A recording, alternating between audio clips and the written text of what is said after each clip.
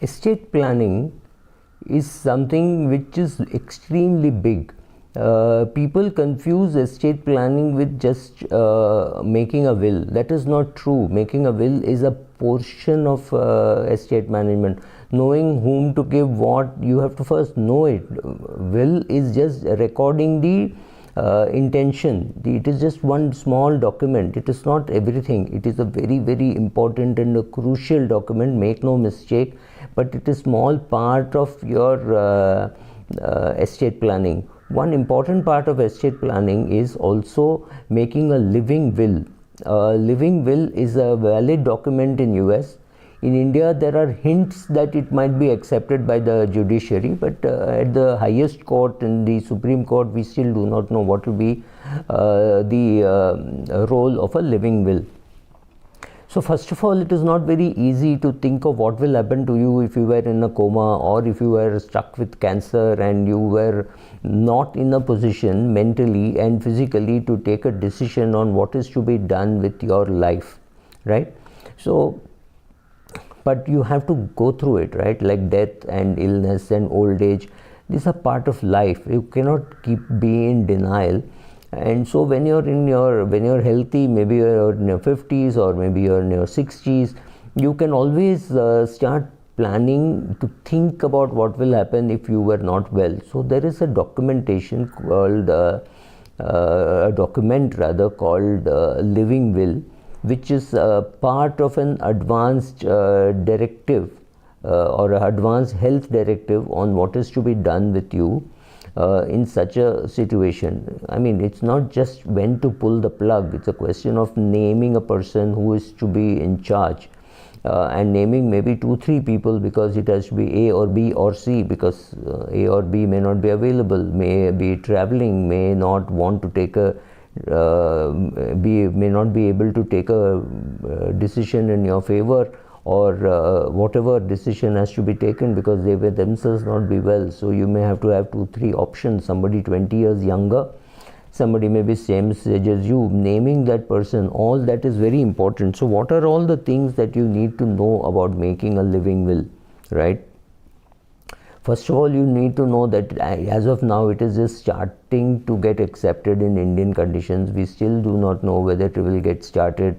For those who are in doubt, go and read the Aruna Shanbag case, which was filed by Pinky Virani, and it is worth having a look at because the full judgment is available online. Go and read it. The judge said, judge almost asked, does she have a living will? And when they asked, would you have used it if it was available, they said, we may have considered it. So at least leave in writing what you want to happen to you after you were, when you are in a position where you are unable to decide for yourself. So first of all, there is a lot of state involved. So check out what is the law in your land, which means in your state, which you are in Gujarat or Maharashtra or West Bengal. Find out whether there is any local implication of what you are writing. If there is, I wouldn't know. Your lawyer should be able to know. The rules may vary, and if it does vary, you need to ensure about that. Remember, as of now, living wills are not legally binding documents, so your children can overrule it and do what they think is right. They can, and there is nothing that one person can do, though of course your intentions are there in writing, and if the doctor or the larger support group, maybe your siblings and others, know about it, there's a decent chance that they'll ask your son as to why that is not being implemented. But yes, as of now, I don't think it is a legally binding document. It will be the doctors. Maybe you could name and say 3 independent doctors who are not currently treating me. Maybe if they're from a different city, they will have to determine whether I'm permanently damaged, whether I have no chance of coming back, or whether the whole process is going to be very difficult to come back, and therefore the process of what is to be done should be followed by looking at the living will. Just like a will can be changed, remember, a living will can also be changed. You can say, okay, I do not want to be treated for any illness beyond rupees 1 million or 2 million, whatever. Say I have medical insurance worth 20 lakhs, and once that is exhausted, I don't want anybody to spend any of their own money in trying to look after my health. Perfectly all right for you to say that.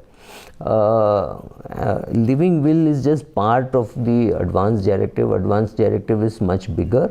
Will is something smaller.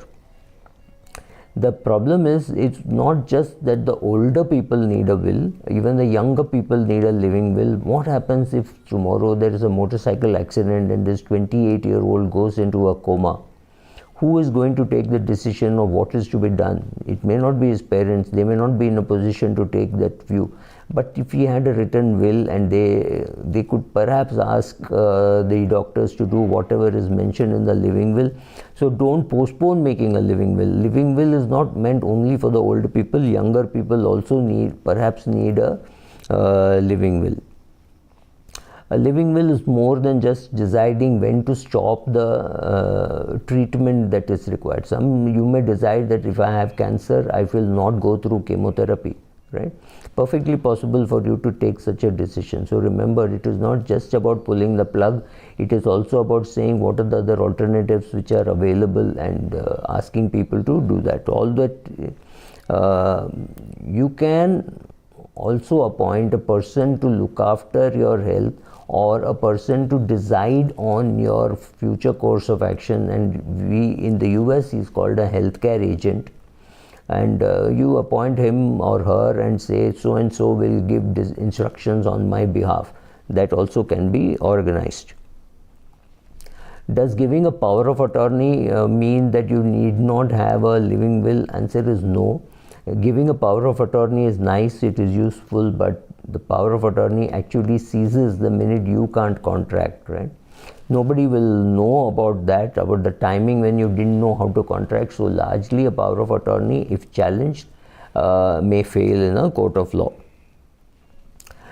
Then asking whether my family will really comply with this, answer is we do not know.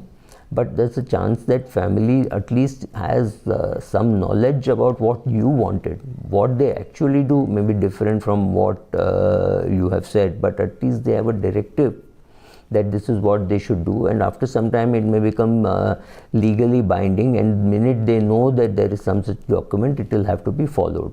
So we do not know, but trying to make a living will is not a bad idea. Make a start now.